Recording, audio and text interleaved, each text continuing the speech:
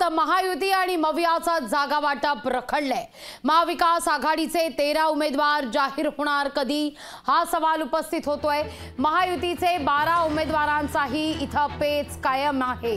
महाविकास आघाडीचे 13 उमेदवार जाहीर कधी होणार हा सवाल उपस्थित होत असताना महायुतीच्या 12 उमेदवारांचाही पेच कायम आहे। जागा वाटपावरून शिवसेना आणि भाजपमध्ये जुंपली आहे आणि याच जागा वाटपावरून सत्ताधारी आणि विरोधकांची चुप्पी पाहायला मिळते।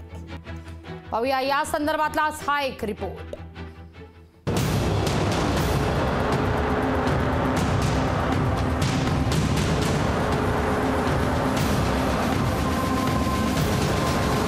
लोकसभेच्या पहिल्या टप्प्याच्या मतदानाला आता जेमतेम 17 दिवस उरले आहेत, पण महायुती वा मविया दोघांच्याही जागा वाटपाचा तिढा काही सुटता सुटे नाही। एकेका आघाडीत 3-3 पक्ष झाल्यानं रुसव्या फुगव्यांची मालिका वाढतच चालली आहे। पक्षश्रेष्ठींनी कितीही सांगितलं तरी नाराजीचं धरण फुटायचं काही थांबत नाहीये।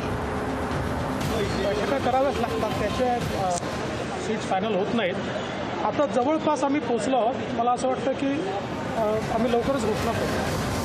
महायुतीतल्या भाजपनं महाराष्ट्रातल्या 24 जागा जाहीर केल्या, तर शिंदेच्या शिवसेनेनं 18 उमेदवारांची घोषणा केली।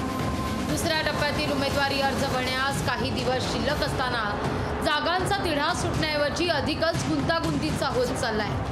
नाशिक, हातकणंगले, ठाणे, यवतमाळ, वाशिम, हिंगोली, रत्नागिरी, सिंधुदुर्ग यात त्यापैकीच काही वादात अडकलेल्या जागा।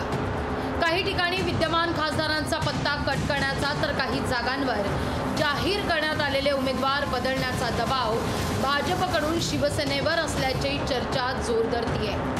महायुती शिवसेनेची होत असलेली ही कोंडी आणि नेमक्या याच कोंडीचा मुद्दा विरोधकांनी लावून धरलाय। निवडून कोणी दिलं त्यांना? आम्ही दिलं निवडून। कोणत्याही गद्दारासाठी दरवाजे उघडे नाही।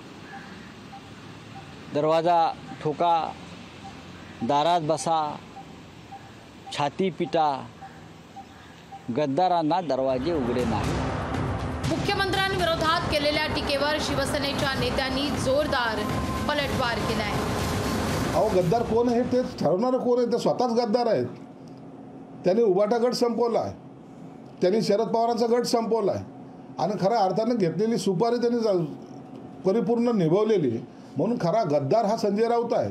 म्हणून आम्हाला कोणी गद्दारी स्वाभिमानच्या गोष्टी शिकवू नयेत आणि आम्हाला जायचे नाही। तुमच्यामधले जे आहेत त्यांना सांभाळा, तेही आता 1-2-3 दिवसामध्ये आमच्याकडे येण्याची शक्यता आहे। जागा वाटपाची चिंता नसावी, आमच्यात समन्वय असून आमचं सगळं ठरलंय असं आधी वारंवार महायुतीचे नेते सांगताना पाहायला मिळालं।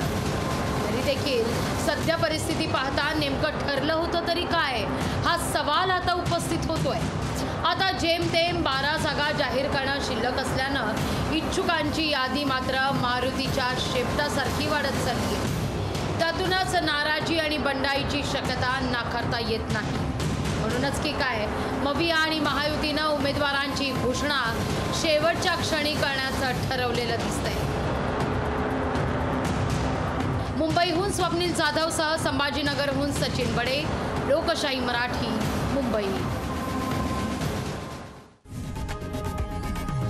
लोकशाही मराठी ऐका, पहा, जागरूक रहा।